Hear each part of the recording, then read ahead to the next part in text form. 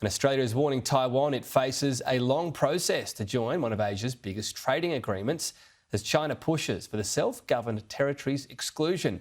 There have been some assurances from Anthony Albanese that Australia, which is chairing the agreement this year, isn't pumping the brakes on the application altogether. I spoke to the Deputy Foreign Minister Chen Ming-chi during a visit to Canberra this week and started by asking him about Taiwan's bid to join the trade pact.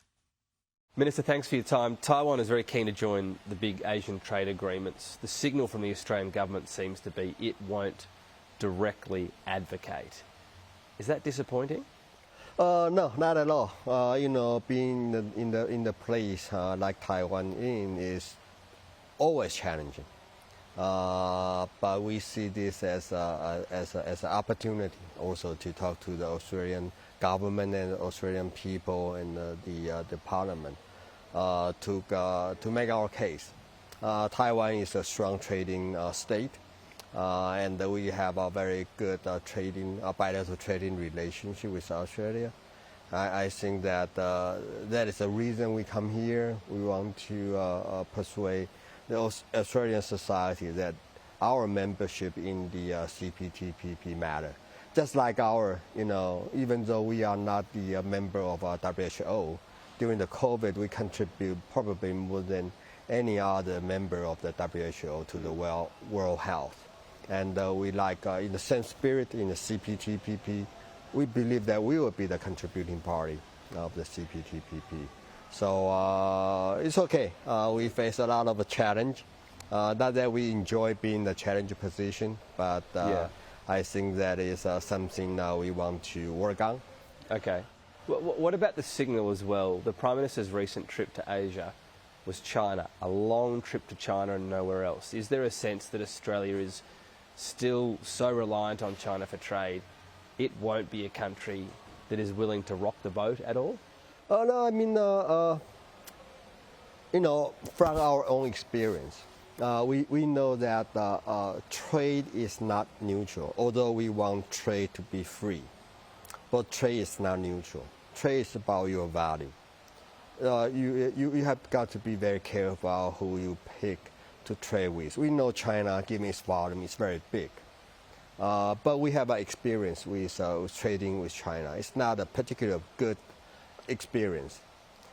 China is good at brew the dependency, and with dependency come with a leverage, and they are going to get in the way for you to have freedom of movement, freedom of speech, and who you want to make friends with. So that's happening in everywhere around the world, and I think that is so. We have to be careful.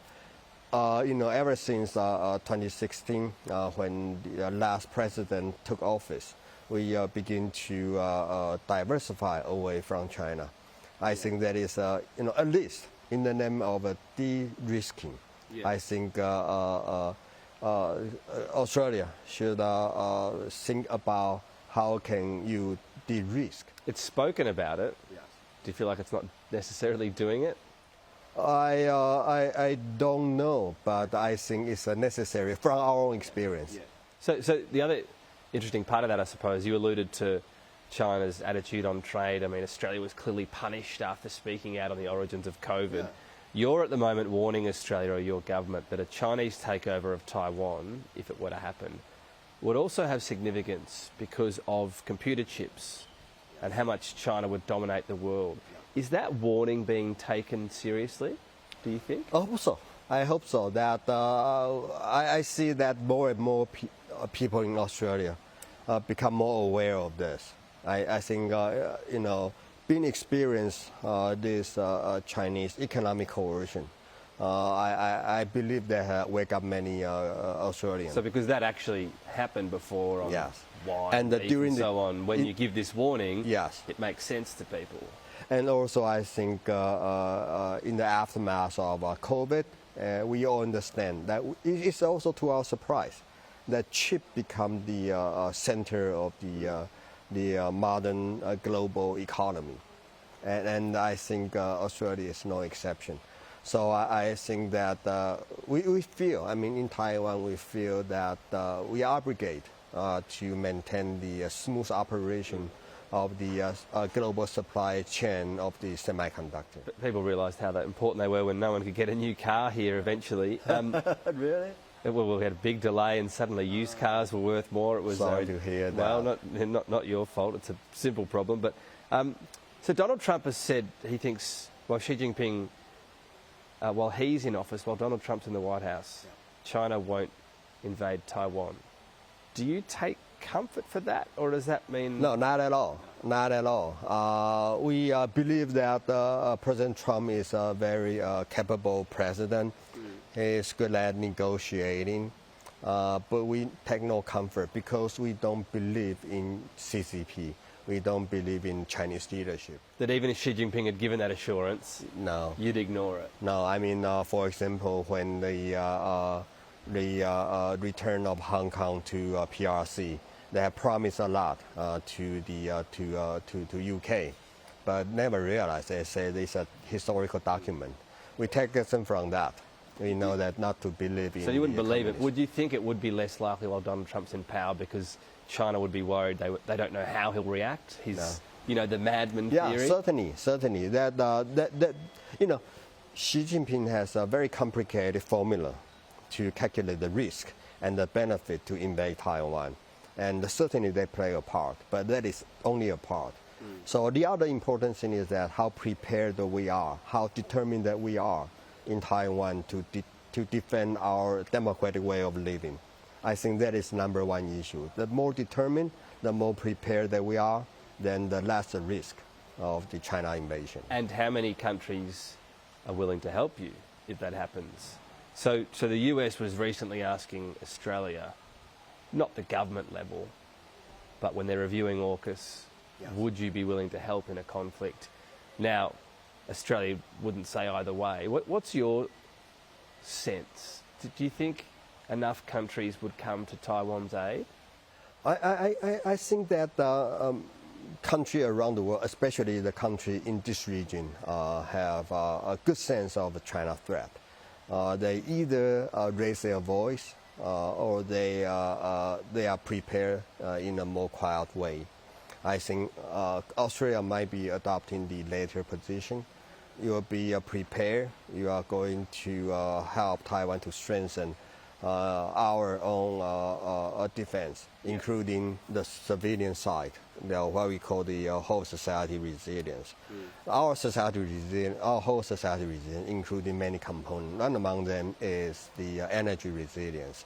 I think for that matter, Australia can really help how to prepare for any Taiwan contingency.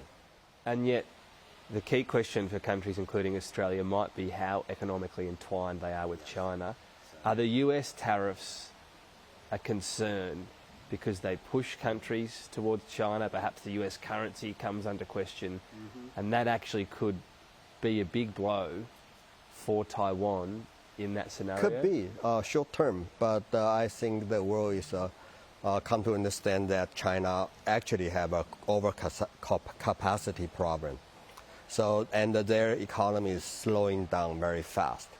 So China might provide themselves and bring themselves as an alternative to the U.S. market, but in reality they are not.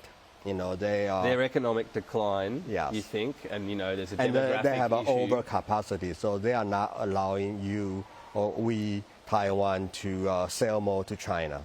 So they might rhetorically provide some, they can claim a lot of kind words, U.S. no longer the stand barrier of the free trade, of those things. I think that remain a rhetoric only. But in reality, so that's why our accession to CPTPP is important, because that Australia and Taiwan are the true believers of the free trade. Free trade, trade rules. Yes, it's a rule-based trading system. So our accession to CPTPP will only strengthen the CPTPP. So with Taiwan, we believe that the CPTPP will be a better and a stronger regime for global trade. Deputy Foreign Minister, appreciate your time today. Thank you. Thank you. Thank you so much.